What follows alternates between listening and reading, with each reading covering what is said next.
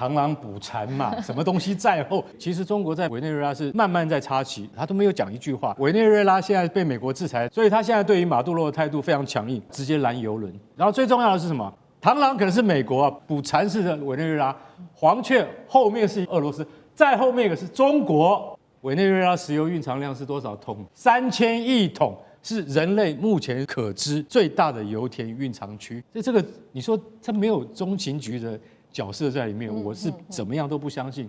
接下来特别关心到，川普已经下令要炸委内瑞拉了。现在说法呢是 CIA 是幕后的黑手吗？另外一方面，我们今天也会关心到中国大陆跟俄罗斯也同步现在卡位在拉美国家，美国后院全面起火。赶快来看到川普在12月29号最新证实的，他说呢，美军呢在委内瑞拉的行动中已经摧毁了一座大型的设施，主要是因为这边有做运毒的动作，在他们把毒品装载到船上的码头区域的时候，发生了一次巨大的爆炸。他说他很清楚是谁做的，但是呢，他不想要多说是谁。好。CNN 怎么说？他认为这可能是 CIA 对于委内瑞拉一处港口设施发动用无人机所做的一场空袭行动。这个是美国接下来要陆上作战针对委内瑞拉的一个前兆吗？这一系列的动作。另一方面，我们看到美国的这个早就已经重兵部署在委内瑞拉的附近了，包括有这个福特号航母，还有 F-35等等。到底何时可能真的会动手？川普的进攻计划又是什么？张将军怎么看？我认为在这一方面，因为美国是极限施压，直线施压逼马杜罗下台，这是不流血，你就自己卷铺盖，想办法找个地方就交差了事了。这个如果极限施压没有逼马杜罗下台，那他现在就希望美国是希望经过极限施压，他内部推翻。那内部推翻呢？那有没有这个内应够不够，力道够不够？马杜罗会不会因为被推翻，或者造成流血事件，就马杜罗就除掉了？因为马杜罗是反美政权，美国希望有个亲美政权，所以也断了马杜罗的这个我们讲的金源，这个金钱呢，他这个每一年光卖石油就是80亿美元，他靠这个外汇，你知道，我断掉你石油，统统给你扣住，不让你不要外销。然后让这个马杜罗面对更大的经济的压力，而转化为政治压力，是这个样啊。如果都没有办法内部推翻，没有办法逼马杜罗下台，那可能美国会动手。美国对动手的可能不会，我认为不会大动干戈，斩首就可以了。美国有这个能力，外科手术式的斩首行动，那这是下之策，毕竟动武了，毕竟这个流血了，而且只要是动武就会有风险，因为美国只要动武，美国一定会损兵折将。不可能，美国海豹队一个完事而归，一个人都没有损失，不可能的嘛。双方都会有交战，一定会有损失，只是人数的多寡而已啊。那川普是不是要面对美国内部的压力，又是另外一个问题了。对，所以美国现在的直接这个3步走，这3步走会走到目前的状况，我认为还停留在第1步到第2步之间，还没有到第3步。那现在一直在直线施压，对他的炼毒厂炸。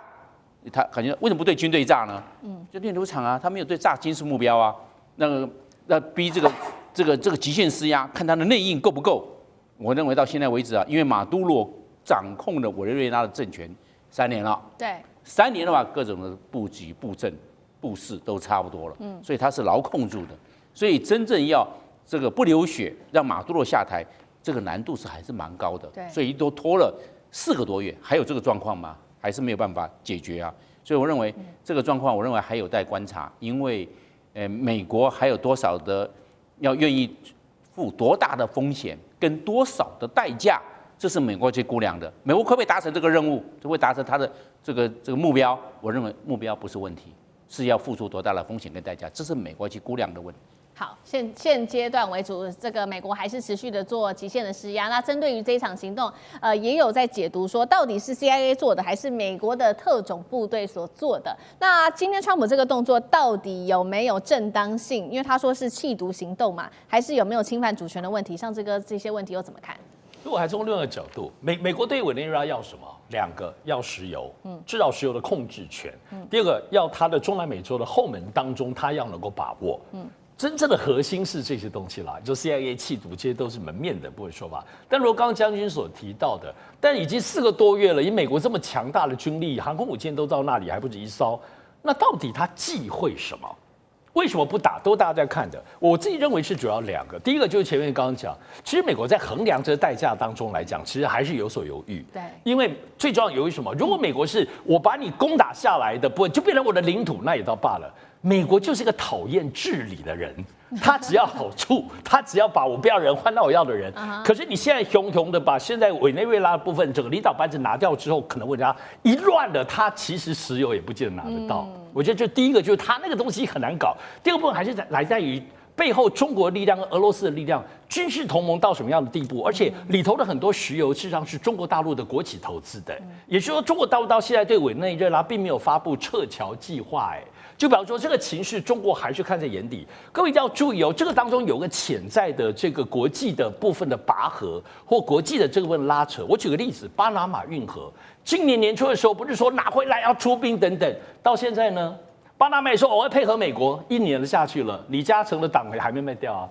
然后所有这些东西，因为中国大陆还是紧紧的控制，不轻易的撤退。也就是中国大陆在中南美洲自己长久以来布局，不会因为美国的威吓就有所影响。而这个当中的人事实地物的变撒在里头，究竟有多么浓密？其实美国当然会知道。我认为就是因为知道，所以才没有轻易动手。背后还是有中俄跟美国之间的大国在台面下我们见不到的，包括这些利益方面的拉扯的力量。对，确实哦，在这一场的行动当中，美国忌讳的为什么不打的，还有这个中俄这种军事同盟的关系，他们跟委内瑞拉还是有一个比较深的关系。我们看到，尤其呢，现在中国大陆它也是长期的买这个委内瑞拉的石油。那现在有一个最新数据，来自于德国之声的分析，他说目前委内瑞拉仅占大陆石油4%，但是呢，确实还在持续的数字上升当中。12月每日进口大约是60万桶委内瑞拉的原油。那你说这数字没有很高，为什么大陆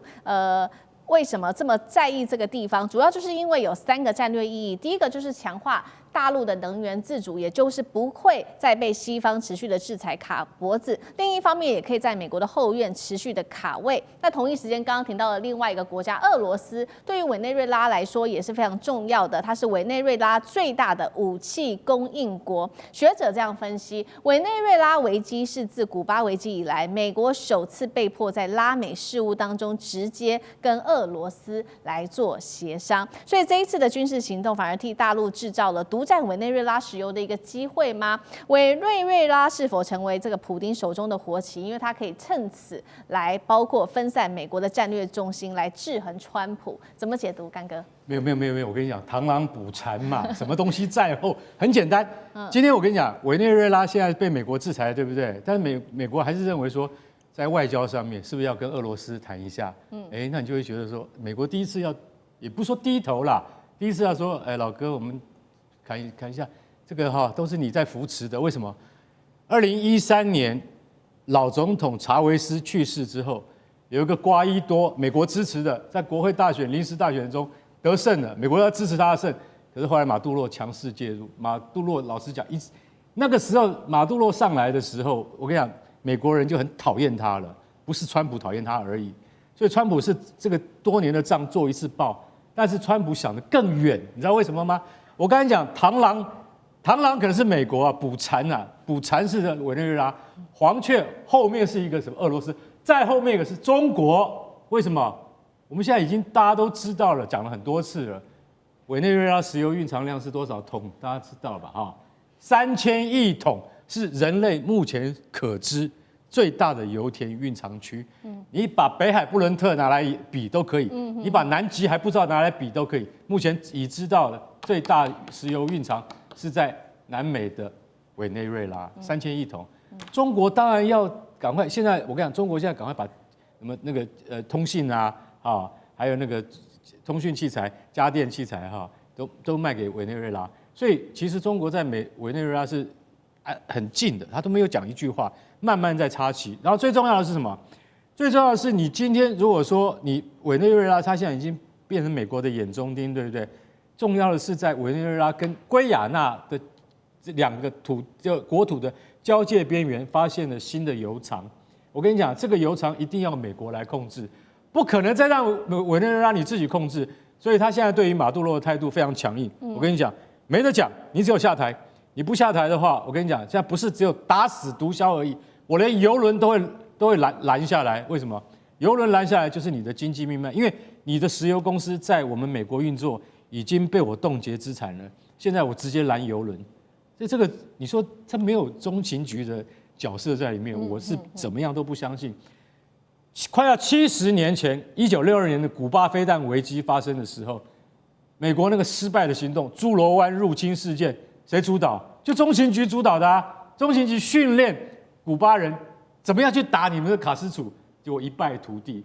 好，观众朋友，今天特别要关心到，因为金价不断的创下新高哦，另外一头中国大陆则是不断的囤积黄金、清美债，美债逐渐的被抛售当中。今天会来关心一场去美元备战金融战这一场无声的行动，是否已经正在展开当中？中美金融对抗到底谁会先失血？今天就这些议题一起做关心。赶快来看到金价创下新高，每盎司来到了从年初的2650美元起跑到现在。累积涨幅已经高达了70%了，还会不会再涨哦？这是来自于世界黄金协会现在做的一些采访分析，40%的央行未来1年还是会继续的持续买黄金，而专家也认为说，在2029年金价持续的涨，甚至上看$10,000大关。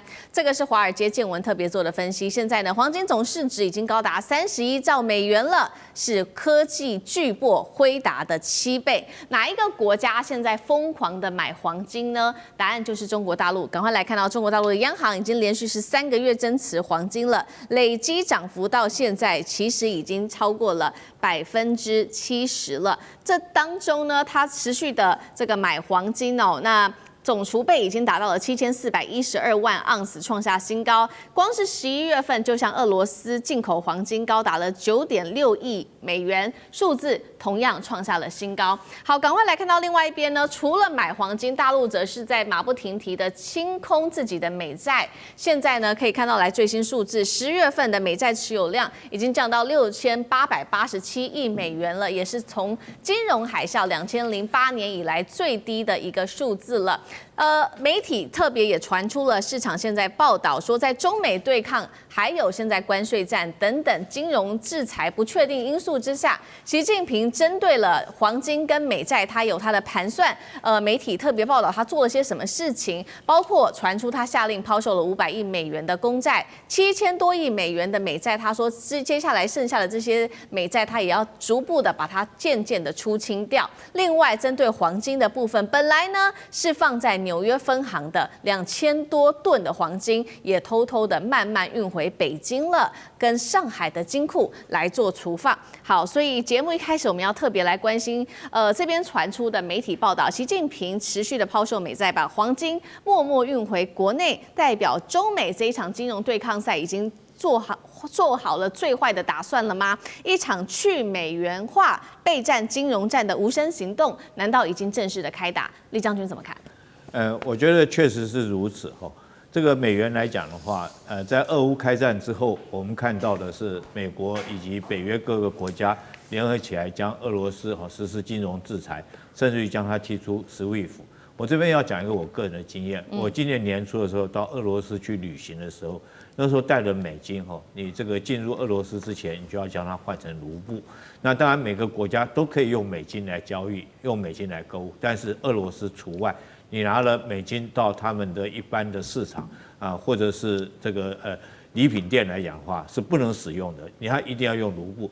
所以我们就知道美元由于这个俄乌战争地缘战争的这个影响来讲的话，已经这个失去它的这种全世界的公信力。当然，就中国来讲，也要提早做准备以防将来这个它也遭遇跟俄罗斯同样的命运，会被制裁，这是第一个原因。第二个来讲的话，那美元资产现在已经逐年在下降，逐步下降。我们看到美债的逐步的高筑然后这个美元已经在全世界已经失去它资产的吸引力，已经逐渐下降。所以在这种状况下，中国当然要大量囤储黄金。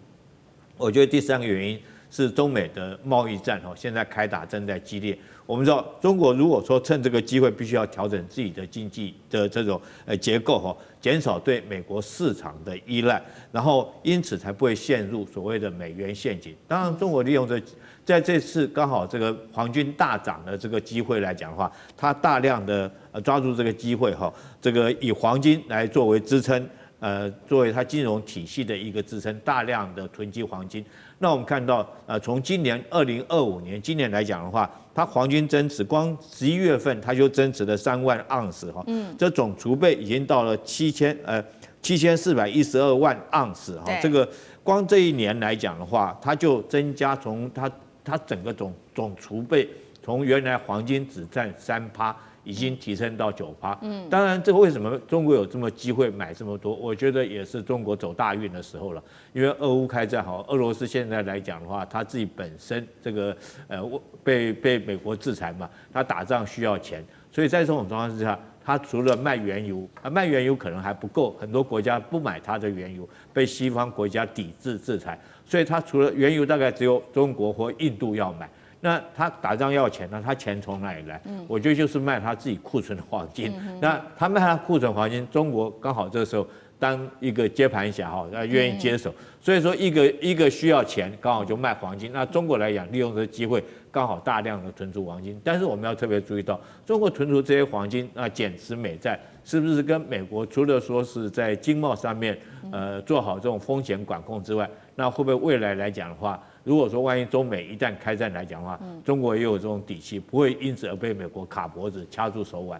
好，谢谢李将军。那同样一个问题也请教尚志哥，有关于美元霸权是否也逐渐的衰弱？那中国这样子的一个动作也代表什么意义？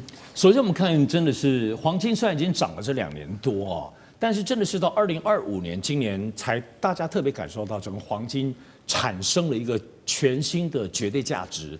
怎么说呢？因为过去来讲，其实黄金跟石油能源，它们是互相避险的。大家是黄金跟石油是一统在美元底下的，因为都黄金来计算，所以这2个是一旦有战争，然后大家买黄金。所以过去来讲，风险的规避其实是能源跟黄金之间的抉择。可今年当中不对，今年能源当中很大的变化，也包括因为新能源崛起，所以石油跟能源慢慢的不能说到边缘，但是没有像过往来讲。变成全世界的金融货币跟经济的最核心了，能源到边缘了，所以现在回过头来看，美元过去的力量就降下来。那我们现在看到是黄金跟美债这个之间，因为过去来讲，大家都宁可换成美元或买美债作为长期的避险工具。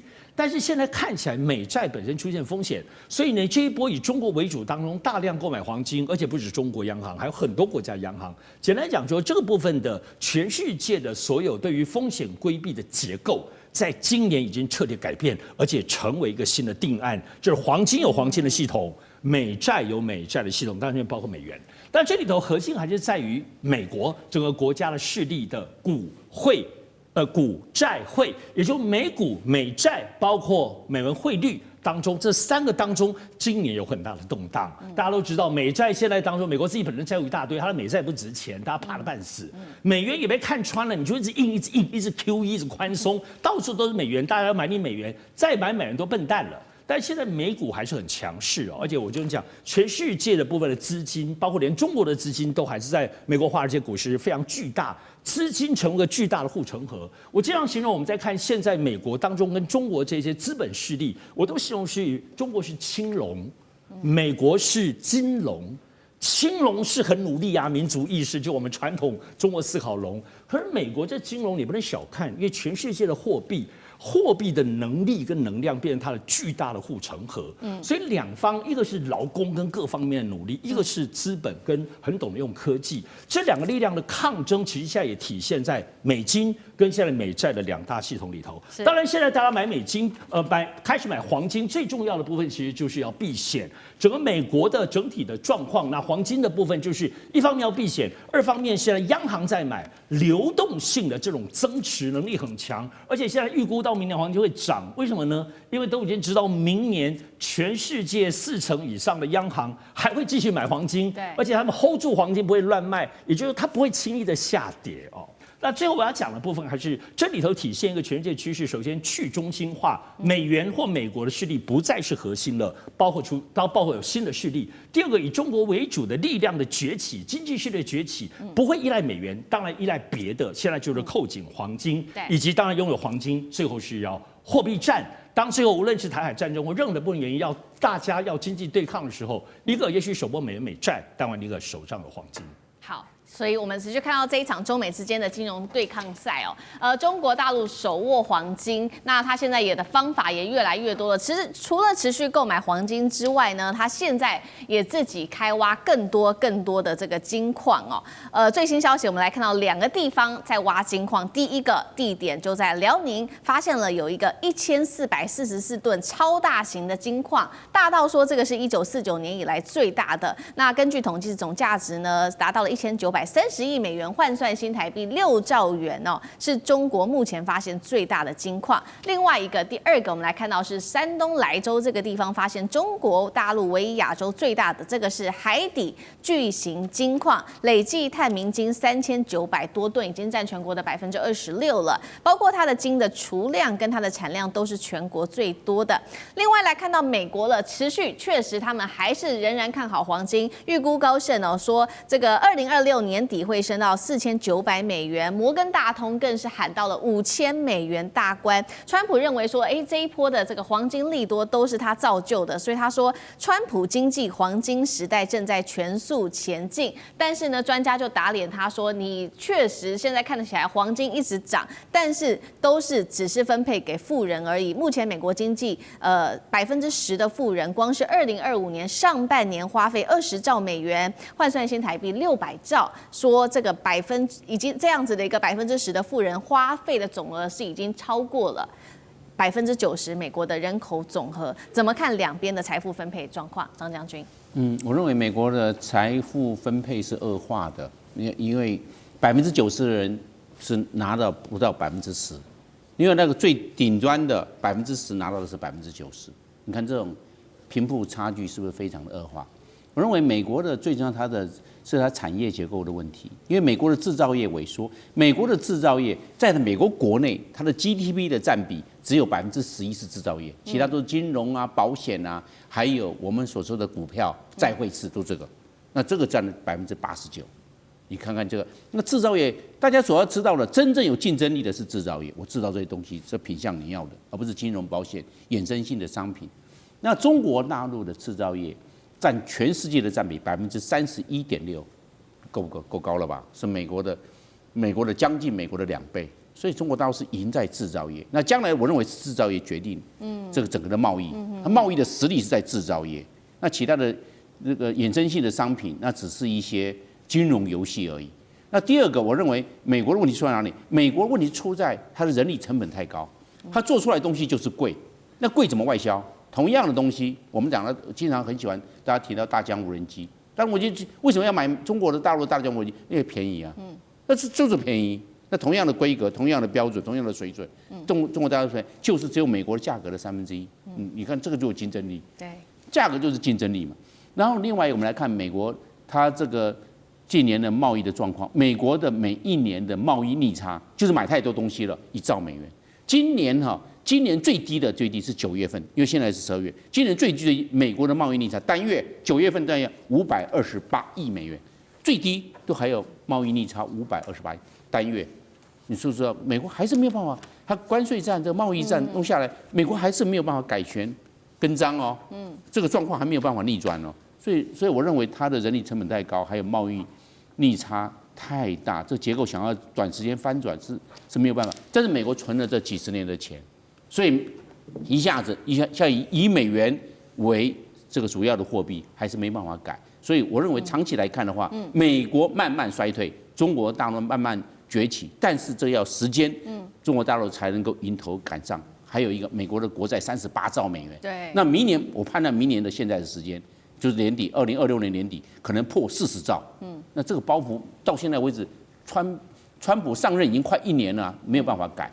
所以我认为这是结构性问题，蛮困难的。今天节目一开始，我们特别来关心到的是，确实今天是耶诞节，本来应该是耶诞节，但是在美国却如此的不幸，是耶诞节崩了吗？因为尤其美国在消费、房市、就业三线失火，现在呢，根据统计，美国有50万人都是住露营车来长期过夜过冬的。另一方面，中国大陆则是改变了它的经济的战略哦，连12个月是默默的囤黄金，是为了什么？在做什么样的准备呢？今天就这些议题，我们会一起的来做关心。好，确实哦，今天耶诞节对于美国的部分家庭来说一点都不平安。10月份开始，我们看到美国的消费者对于耶诞节礼物啊这种全体的消费可以说是大降温，尤其在哪一些族群呢？18到28岁的年轻族群啊，他们在耶诞的这个购物上面支出直接大减了30%，就是因为对于经济接下来非常的不乐观。另外，整体做了一个统计，每位消费者在今年呢，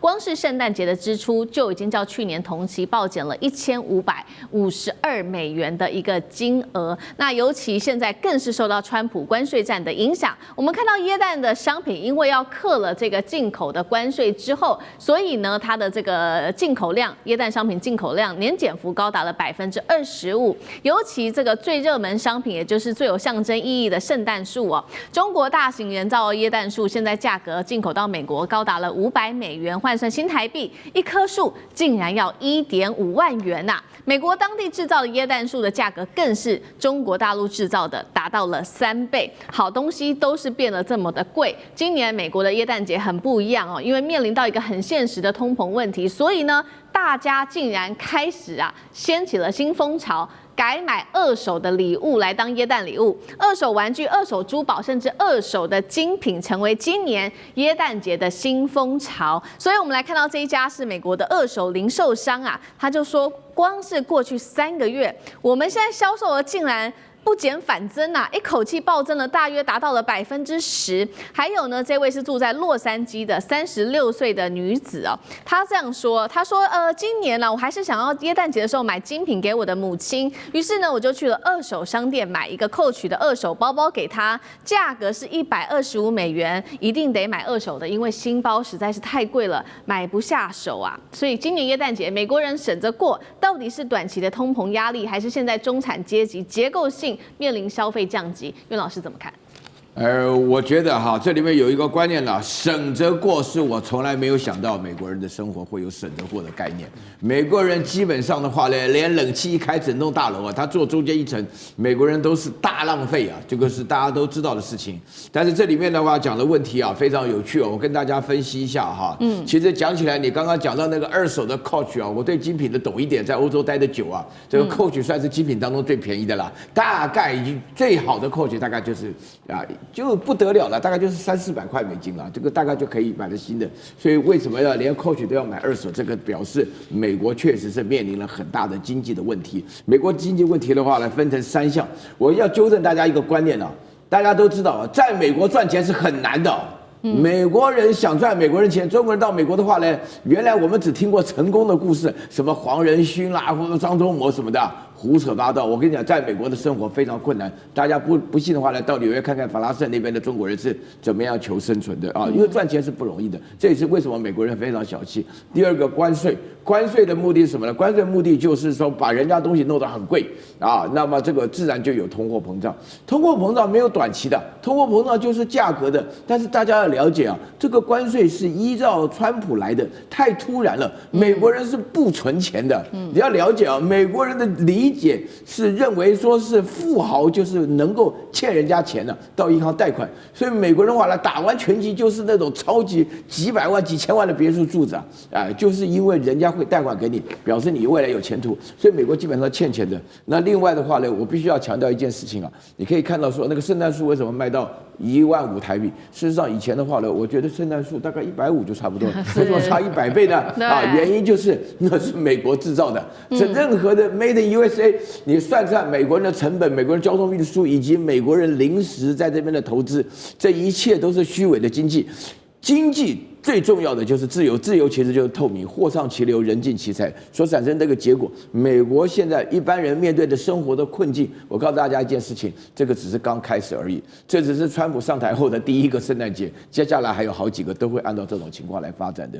大家只要看到美联储一直迟迟不肯降息，就是表示美国的通货膨胀是很严重的。好，现在我们看到的是光是耶诞节哦，民众是消费力大降级。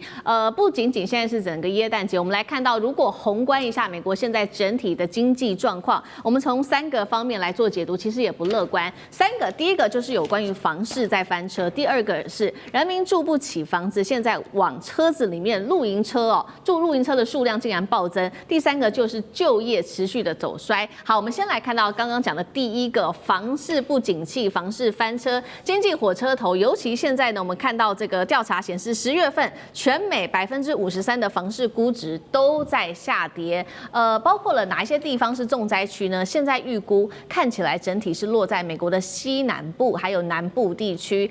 其中几个地方重点城市，像是我们看到丹佛这个预估的房市估值下跌了，竟然高达了91%。好，南部的奥斯汀89%，Dallas 跟凤凰城更是高达87%。所以呢，住不起房子的话，现在房子看来薪水也不够，所以他们就住到了这个露营车了。那露营车里面，这个是来自于露营车产业协会做的预估，现在全美48.6万人长期住在露营车里面，这不是真的在露营是因为真的现在住在房子里面的消费实在是太高了，所以这个数字更是创下了2021年的2倍以上。而且这些人1/3是带着自己的孩子、带着自己的家庭住露营车的，这些人大部分的年收入在美国是低于$75,000的。刚刚讲了嘛，不仅仅是在房市受到影响，包括了现在失业率，美国11月的失业率是4.6%，数字创下了4年来的新高。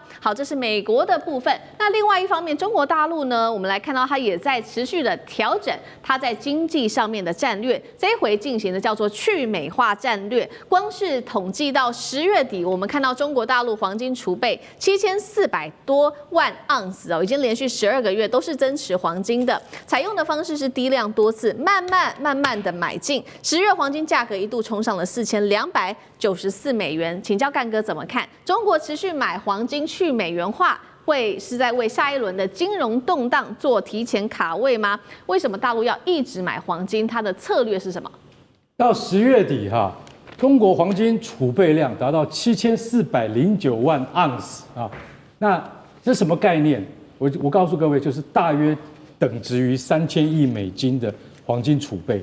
但是我可以告诉各位，这个是你看得见的，实际上绝对不止这个数。因为国际金融专家也讲说，到底中国有多少黄金啊？我们说句实在话，没人说得准。但是你可以知道荷兰的黄金储备，你可以知道德国的黄金储备，你甚至可以知道美国联邦储备银行的它的那个储备量台湾的你也知道，中国你不知道。但是我现在告诉你，我们大概7400多万盎司是你看得见的。你知道中国大陆从去年开始，每个月都在多买黄金，但是呢，它平均多少？你知道？平均一个月买3万盎司跟那个7000万比起来是9牛1毫嘛，对，你感觉不出来，对，所以它不会造成东南亚附近这些国家的金价的太大的波动。为什么？它就是不要波动，但是它把黄金当成战略储备物资在进口，所以它慢慢的买，而且为什么你知道？它在关税的贸易战还没开打之前，它就开始买，为什么？他已经看到了，川普你要大搞是不是？你要大搞，我告诉你，到最后最稳当的就是黄金，而且他们知道说这个黄金储备你要就是不动声色，让大家没有感觉，温水煮青蛙，所以他是慢慢的买到现在他已经到了这个地步，因为金价有一段时间高达$4290嘛，然后还有一阵子还听说还有到4380的，现在已经回来了啦。可是我跟你讲，国际这个金融专家已经讲了，可能到了明年会到4700所以现在有很多人在问那我们散户能不能买黄金？其实我们来宾不能告诉你答案，只能告诉你说，黄金它一直在走阳，可可是你如果走得太快或走得太高的话，对于这个国际全球的贸易市场不是太好的事情，对不对？对。所以说它是不是投资的标的，我们不能够给答案，我们只知道说，中国不断在购进黄金，而且中国有很大一部分，你知道购自哪里吗？绝对猜不到的。它购自俄罗斯啊，俄罗斯国家银行拿来卖啊，为什么？因为对不起，战争准备，战争快打完，还没打完，没办法，再拿黄金出来卖。你知道俄罗斯现在最近卖给那个大陆的那个黄金啊，去年只有2亿2300万美金，你知道今年多少钱吗？去年听清楚，去年2亿，今年19亿美金。那你想想看，俄罗斯拿出这些黄金出来倒，自己也很心痛啊。可是它还有另外一个战略因素，它要支撑卢布，不能让卢布崩溃，所以说它必须要拿出来卖。然后呢，跟大陆的这个黄金交易还是持续在增进之中。当然，习近平也有相对的这些优惠的措施给俄罗斯。所以你知道，中国的战略布局早就放在前面了。对于黄金的储备，从来就没有松懈过。而且回到我刚刚讲，到底有多少还不知道。所以说你要晓得说，在大陆它的整个的国家的政策上面，对于黄金它是非常非常重视的。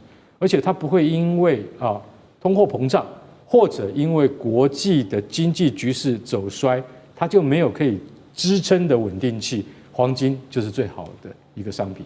好，谢谢干哥。那我们再回到说，刚刚也提到了嘛，美国的经济问题。刚刚说这个房市预估值，全美53%房市预估值都在下跌，同时呢，就业数据表现不好，再加上消费同时降温，还有50万人住进露营车里面去，美国经济还有办法软着陆吗？那这个50万人住露营车的数字要不要担心？委员怎么看？我觉得美国的经济要软着陆不是一件容易的事情哦。大家不要看别的，就光看川普在12月17日，他在这个美国的新闻联播的黄金时段发表了一个18分钟的讲话。通常美国总统在这个岁末年终会忽然之间在黄金时段针对全国这个美国人民来发表谈话的时候，只有2种可能：第一个要发动战争了，然后第二个就是美国遇到重大的冲击跟伤害。所以大家就在那个时候在想说，川普是要打谁了呢？忽然之间把这个时间这个 book 下来黄金时段他要自己出来讲，就没想到川普自己出来讲了18分钟，这18分钟不断的在解释说他为美国经济做了什么不断的这个在跟大家保证说他将来还要做哪些东西。所以当你看到川普这个面色凝重，不像过去这么从容悠哉的然后这个快速语速急速的在18分钟之内把这个话讲完之后，其实你可以强烈的感受到川普的焦虑了。他的焦虑是来自于什么？来自于他的民调已经跌破这个4成了，只剩下3成多，有的说他只有3成5了，有的说他3成1了那么在这种情况之下，他当然要进场来救民调所以很显然的，他那18分钟要做的只有一件事，就是做信心喊话。但是这种信心喊话恐怕没有办法真正的解决美国现在的问题了。坦白讲，我是很喜欢川普的，因为我一直认为川普是中华民族的民族救星所以我一直希望他留在那个位置上。那我当然希望说他还能够赖在那里就是说他不能够那么快走啊。那么因此我要讲说，可是美国现在情况真的很糟。所以你看，我们今天讲房市下跌，各位知道房市下跌马上冲击什么？马上冲击银行。因为美国的房市很少人是拿现金一次买完的，都是贷款的。当房市不断的下跌的话，各位知道那个抵押品的价值就在跌了，跌到了某一个点，对银行来说，它就要断头嘛，它必须要保住它的资产。它如果没有保住，那么现在美国的这个银行的这个房屋的贷款，它就等于是会造成银行的冲击啊。所以如果房市在持续的往下跌下去，美国一定会有很多银行会面临破产的问题啊，因为它的贷款它收不回来了它的抵押品已经这个不符合价格了，或者你就逼着美国的人民，因为他被银行催缴，他必须把房子卖掉，所以这就是为什么我们刚才讲的有这么多人要去做露营车了银行体系从 local 一直到 global 这个到全国，到这个 national 到全国的这个状况，这个是一路的延烧上去的就是说你从一点一点的慢慢扩大下去的话，你最后就会造成一个很难以收拾的状况。